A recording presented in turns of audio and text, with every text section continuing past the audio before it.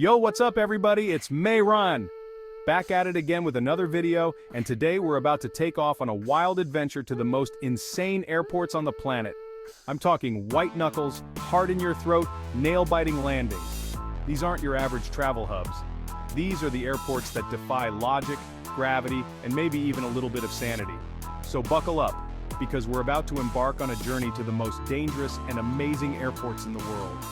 From high mountains to steep cliffs, these airports offer thrilling and sometimes heart-pounding experiences for pilots and passengers alike. Let's dive in. First up, we're headed straight to the top of the world, literally. Lukla Airport in Nepal, a name synonymous with adventure. Perched high in the Himalayas, this tiny airstrip is the gateway to Mount Everest, the big daddy of all mountains. Imagine this, you're crammed into a small aircraft, the air thin, the mountains looming large, and then you see it, a runway that seems more like a postage stamp carved into the side of a mountain.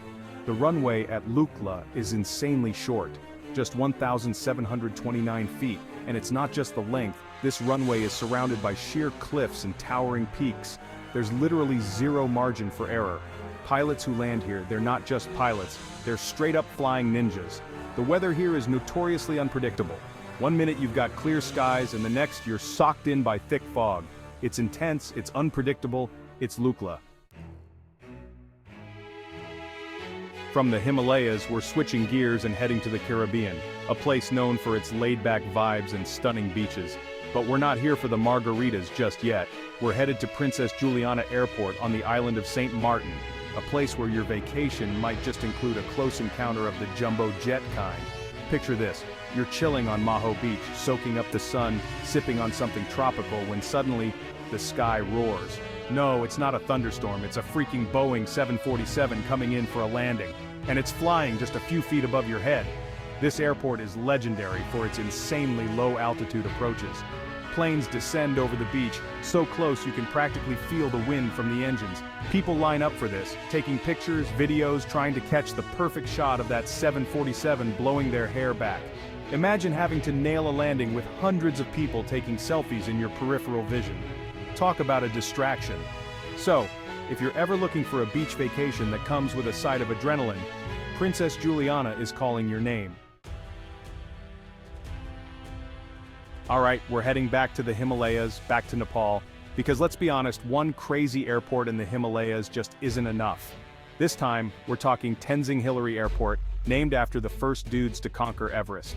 This airport sits at a dizzying 9,334 feet above sea level, making it one of the highest airports on the planet. Thin air? Check.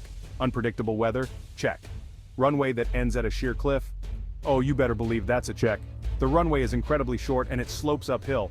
Pilots have to land going uphill, and when they take off, it's a nosedive towards the edge of the mountain. The views, though, are absolutely mind-blowing.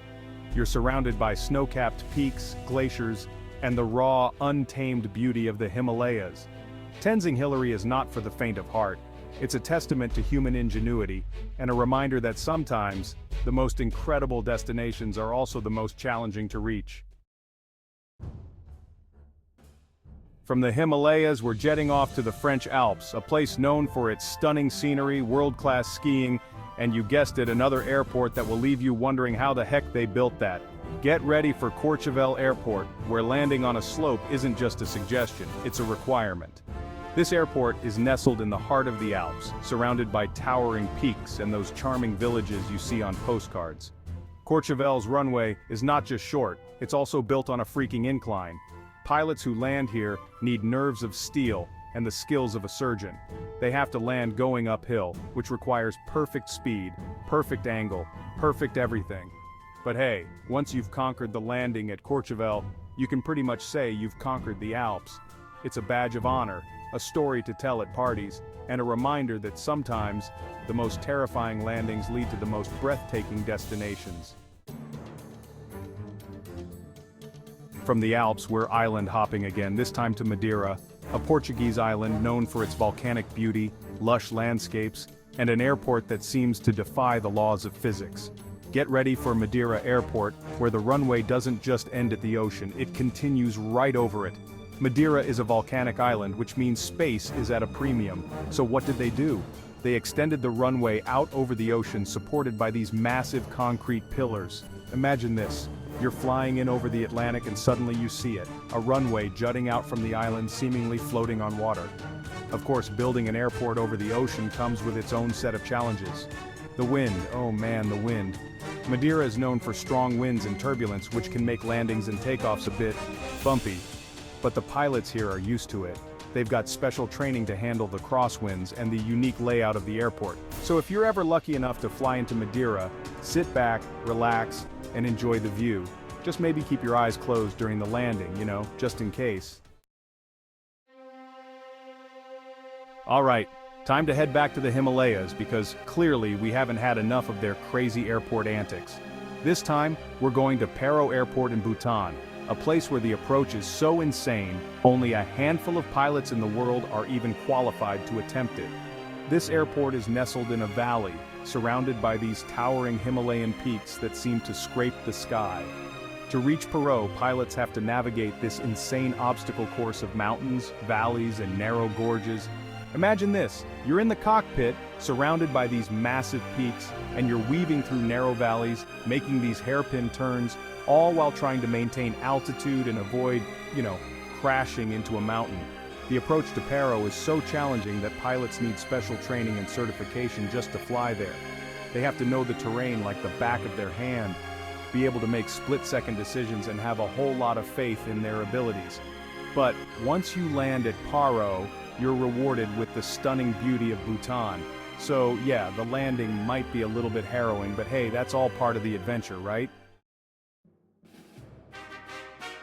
From the Himalayas we're heading to the Scottish Hebrides, a place of rugged coastlines, windswept islands, and an airport that's so unique, it's in a category of its own. Get ready for Barra Airport, the only airport in the world where scheduled flights land on a beach. You heard that right? A beach. Imagine this, you're flying in over the North Atlantic, the waves crashing against the shore, and then you see it, a long stretch of beach, marked out with wooden poles. That's your runway, folks. Now, obviously, landing on a beach comes with its own set of logistical challenges. For starters, the tides. The runway is only usable during low tide. High tide comes in, well, let's just say you better hope your pilot has good arm strength for rowing that plane back to the mainland. The Hebrides are known for their unpredictable weather, with strong winds, rain, and fog that can roll in at a moment's notice. So, yeah, landing on a beach is cool and all, but maybe not when you're doing it in a sideways rainstorm. But hey, that's all part of the charm of Barra Airport. It's a testament to human ingenuity, a reminder that sometimes the simplest solutions are the best, and a really good story to tell at parties. For our final destination, we're heading to the southern tip of the Iberian Peninsula, to a place where the airport has some serious boundary issues. Get ready for Gibraltar Airport, where the runway intersects with a freaking 4-lane highway.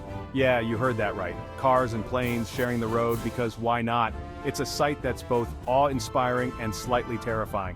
Imagine this, you're driving along, minding your own business, when suddenly, the traffic lights turn red and a booming voice announces that a plane is coming in for landing. You look up, and there it is. A massive Airbus A320 bearing down on the road you're currently stuck on. This is everyday life at Gibraltar Airport. The runway cuts right across Winston Churchill Avenue, one of the busiest roads in Gibraltar. Whenever a plane lands or takes off, traffic is stopped in both directions. But as if sharing the road with planes wasn't enough, Gibraltar Airport also has another little quirk, the Rock of Gibraltar itself. So, if you're ever looking for an airport experience that's truly one of a kind, Gibraltar Airport is calling your name. And there you have it, folks, the most dangerous and amazing airports in the world. We've seen runways perched on cliffs, runways jutting out over the ocean, runways that disappear under the tide, and even a runway that plays chicken with a highway. These airports are a testament to human ingenuity, our thirst for adventure, and our willingness to push the boundaries of what's possible. They're a reminder that sometimes, the journey is just as incredible and terrifying as the destination. So, which one of these crazy airports would you be brave enough to fly into? Let me know in the comments.